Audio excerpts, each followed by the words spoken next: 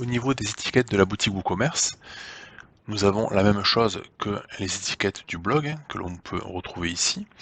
Donc pour les étiquettes de la boutique, les étiquettes des produits, nous allons donc avoir un titre achat qui est personnalisable. Ici, c'est l'étiquette telle qu'elle est rentrée donc dans WordPress, dans WooCommerce. On a également ici donc un texte de description pour les étiquettes et un texte plus orienté sur le SEO.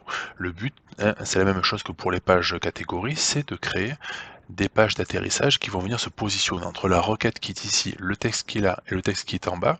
On doit pouvoir venir positionner cette page-là sur une requête. Donc la boutique ici, elle est positionnée sur l'univers homme, femme, enfant.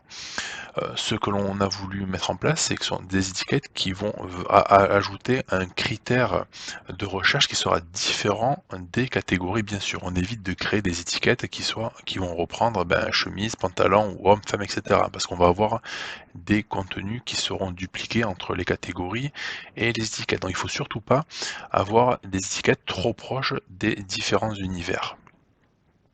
Donc ce que l'on va mettre en place ici, donc là par exemple on a mis le Made in France et tous les produits qui sont Made in France, on va venir les taguer avec cette étiquette là de façon à pouvoir positionner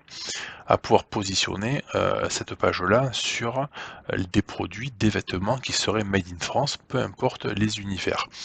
Voilà, donc ça c'est vraiment le but des étiquettes. Ce fameux texte qui est présent ici, comme pour les pages catégories, il est intégré en Flex CSS, il sera pris en haut.